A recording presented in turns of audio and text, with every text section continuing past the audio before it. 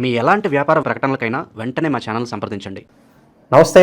ఈరోజు మన స్టూడియోలో ప్రముఖ ఆధ్యాత్మికవేత్త, జ్యోతిష్య వాస్తు పండితులు, లలితాదేవి ఉపాసకులు బ్రహ్మశ్రీ నానాజీ పట్నాయక్ గారు ఉన్నారు. గురువుగారితో మాట్లాడేద్దాం. నమస్కారం గురుగారు. శ్రీమాత్రే నమః.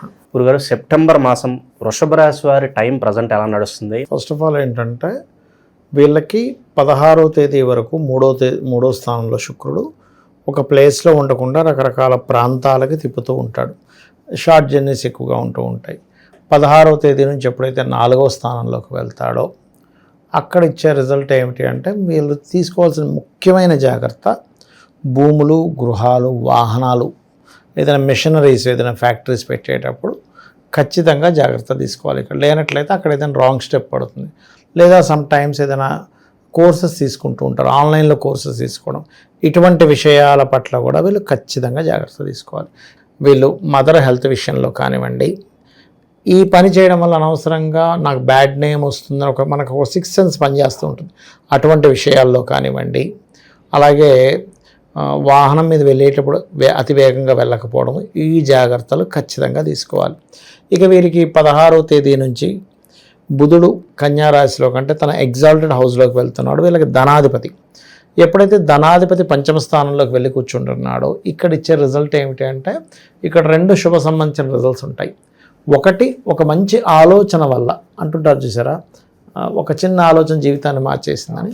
సో ఒక ఐడియా, ఒక ప్లానింగ్ ద్వారా వీళ్ళకి ధనయోగం అనేటువంటిది పట్టనుంది. ఒకటి. రెండవది, సంతానం కోసం చేసే ప్రయత్నం కూడా ఫలిస్తుంది. సహజంగా వీళ్ళు ఫైనాన్స్ కోసం చేసే ఏవైతే బిజినెస్లు చేస్తారో అటువంటి వాటిల్లో బాగుంటుంది. అయితే ఇక్కడ బిజినెస్ రంగం వెంటనే గురుగారు చెప్పారు కదా ఏదో బిజినెస్ చేయడం కాకుండా అసలు మీ పర్సనల్ చార్ట్లో బిజినెస్ యోగం ఎలా ఉంది, ఇది పర్టికులర్గా తెలుసుకోగలగాలి. తెలుసుకొని బిజినెస్ చేస్తే కనుక అంటే ఏ రూపంలో ఉంది, ఎందులో ఉంది. కొంతమంది స్వీట్ షాప్ పెట్టుకుంటే, కొంతమంది హోటల్ పెట్టుకుంటారు, ఇంకొంతమంది ట్రాన్స్పోర్ట్ పెట్టుకోవచ్చు. అంటే ఏ గ్రహం ఇస్తుంది అనేది మోస్ట్ ఇంపార్టెంట్ అండి. ఇక్కడ ఏదో బుధుడు ఎగ్జాల్టెడ్ అయిపోతున్నాడు కదా అని బిజినెస్ స్టార్ట్ చేయడం కాదు. మీకు అసలు యోగం ఉందా లేదా, ఉంటే ఎందులో ఉంది, సర్వీస్ ఓరియంటెడా, బిజినెస్ ప్రోడక్ట్ ఓరియంటెడా చూసుకోవాలి.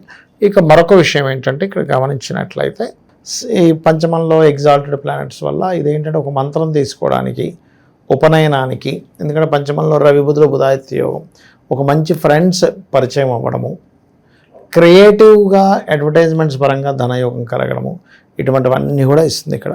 కాకపోతే ఈ లగ్నాధిపతి శుక్రుడెల్లి కేతువుతో 4వ స్థానంలో ఉన్నందుకు ల్యాండ్ అంటే ఇప్పుడు మనం రిజిస్ట్రేషన్ చేసుకోం కదా, ఉట్టి అడ్వాన్స్ అనుకుంటాం, అసలు రూపాయి కూడా ఇవ్వద్దు. భూమి, గృహము, వాహన సంబంధించిన విషయంలో ఇది ఖచ్చితంగా. ఇక 14వ తేదీ నుంచి కుజుడు 6లోకి మారుతున్నాడు. అంటే 12వ అధిపతి 6లోకి వెళ్తున్నాడు. ఇది ఒక రకంగా స్పోర్ట్స్ రంగాల్లో ఉండేటువంటి వారికి, కాంపిటీషన్ రిలేటెడ్గా ఏదైనా ఫీల్ అయ్యి సక్సెస్ కోసం ప్రయత్నం చేసేటువంటి వారికి, పోలీస్ డిపార్ట్మెంటు, ఆర్మీ, డిఫెన్స్ ఇట్లాంటి వాటిల్లో ఉద్యోగం కోసం ప్రయత్నం చేసేటువంటి వారికి ఇది ఒక మంచి combination. So no need worry.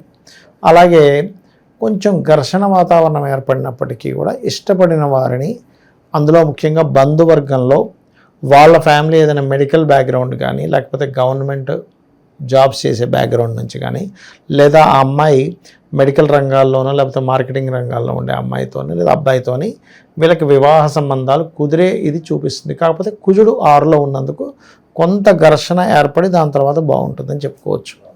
ఇది ప్రధానంగా చూసుకోవాలి. ఇక అదేవిధంగా వీళ్ళకి ఎలాగో వృషభం వారికి 2లో గురువు ఉన్నాడు. ఒక రకంగా చెప్పాలంటే ఇది ఇన్సూరెన్సెస్ వీటి మూలంగా, ఎందుకంటే అష్టమాధిపతి 2 కదండి, ఇన్సూరెన్సెస్ మూలంగా బాగా కలిసి రావడం, ఏదైనా రీసెర్చ్ మూలంగా ధనం రావడము, తాతగారి ఆస్తి మూలంగా ఏదైనా ధనం రావడం లాంటిది ఇస్తుంది ఇక్కడ చూసుకున్నట్లయితే. ఇక దశమ స్థానంలో ఎలాగో గ్రహణం పడుతుంది కాబట్టి ఫైనాన్షియల్గా అంటే కెరియర్ పరంగా గ్రోత్ ఉంటుందని చెప్పుకున్నాము. అండ్ శని పర్టికులర్గా 9వ అధిపతి లాభస్థానంలో వక్రించి ఉన్నందుకు ఇది మరి బిజినెస్లో ఏదైనా లాభం ఇస్తుందా అంటే ఇక్కడ 3 విషయాలు మనం చూసుకోవాలి. ఒకటి, లాభస్థానంలో కర్మకారకుడు ఉన్నందుకు, కాకపోతే వక్రించాడు, కొంత శని సపోర్ట్ చేస్తున్నాడు ఇక్కడ. ఎట్ ద సేమ్ టైం మనకి బిజినెస్ కారకుడైనటువంటి బుధుడు కూడా రవితో పంచమంలో ఉన్నాడు. పంచమ కోణం మంచిదే. సో ఈ రెండు కూడా ఎప్పటి నుంచో బిజినెస్ డెవలప్ అవ్వట్లేదు, ఏమిటి మన పరిస్థితి అనుకునేటువంటి వారికి ఇది సపోర్టివ్గా ఉందని చెప్పుకోవచ్చు మనం. So no need worry. ఇక ఈ యొక్క వృషభం వారికి ఒకటే కొంచెం హెల్త్ ఎక్కువగా వేడి చేస్తుంది, లేకపోతే ఏదైనా ఇన్ఫెక్షన్స్ లాంటివి వస్తున్నాయి, కొంచెం హార్ట్ రిలేటెడ్ ప్రాబ్లం ఉంది అనుకునేవారు వృషభం వారు చాలా జాగ్రత్తగా ఉండాలి చూసుకున్నట్లయితే. ఇక వీళ్ళు నిత్యము చేయవలసిన దేవతారాధన కూడా ఎక్కువగా విష్ణు ఆరాధన మంచిది. దాంతోపాటు ఇప్పుడు విష్ణుకి అధిష్టాన దేవత అయినటువంటి అంటే బుధుడికి అధిష్టాన దేవత విష్ణువు కాబట్టి బుధుడు ఎప్పుడైతే పంచమ స్థానంలో ఉన్నాడో విష్ణువు సంబంధించిన మంత్రాలు తీసుకోవడము, ప్లానింగ్ చేసుకోవడం, ఇట్లాంటి వాటికి చాలా మంచి ఫలితాలు ఉన్నాయి ఇప్పుడు చెప్పాలంటే. అయితే ఫస్ట్ ఆఫ్ ఆల్ వీళ్ళు ఎక్కువగా చేసుకోవాల్సిన పరిహారం ఏంటంటే విష్ణు ఆరాధన, బిల్వపత్రాన్ని శివుడి మీద పెట్టి అభిషేకం చేయడం. ఎందుకంటే పంచమాధిపతి బుధుడు ఓన్ హౌస్లో ఉన్నాడు కదా. అలాగే స్వామివారికి గోధుమ రవ్వతో చేసిన పదార్థాలు తినిపించడము. అట్ ద సేమ్ టైం గోవులకి ఈ తీపి చపాతీలు కానీ, గ్రాసము కానీ, గోధుమ రవ్వ ఇటువంటివి తినిపించడం వల్ల ఏమవుతుందంటే వీళ్ళ ఆలోచనలు మరింత ఇంప్రూవ్ అవుతాయి. ఎందుకంటే ఇప్పుడు ఎలాగో ఆలోచన కారకుడు, మంత్రకారకుడు పంచమంలో ఉన్నాడు, ఎగ్జాల్టెడ్ పొజిషన్లో ఉన్నాడు. ఇది ఎప్పుడు కూడా ఒక ప్లానెట్ వచ్చి ఒక దగ్గర కూర్చున్నప్పుడు ఏమవుతుందంటే అది శుభుడైనప్పుడు వాళ్ళకి అది ఏ కారకత్వం వహిస్తుందో తద్వారా వాళ్ళకి బాగుంటుంది. సో వీళ్ళకి ఒక చిన్న ఆలోచన ఒక లైఫ్ని మలిచేటువంటి సమయంగా మనం చెప్పుకోవచ్చు. ఇక చివరగా నరఘోష, నరదిష్టి, పక్క వాళ్ళ ఏడుపులు ఈ తగలకుండా ఏదన్నా వృషభ రాశి కోసం రెమెడీ ఏదన్నా చెప్పండి. ఒకటేనండి, ఎవరికైనా సరే నరఘోష ఎందుకు తగులుతుంది అంటే ఒకటి సూర్యబలం తగ్గినప్పుడు, అంటే ఆత్మకారకుడైన బలం తగ్గినప్పుడే మనకు నరఘోష తగులుతుంది. లేదా వాళ్ళ పర్సనల్ చార్ట్లో లగ్నం పాడైతే, అదర్వైజ్ అంత ఈజీగా తగలదు. అయితే అలా అయినప్పుడు మనం చేయవలసింది ఏమిటి అంటే ఒకటి కాలభైరవ అష్టకం కానీ, ఆంజనేయ స్వామి దండకం కానీ, హనుమాన్ చాలీసా కానీ చదువుకోవడం ది బెస్ట్ రెమెడీ.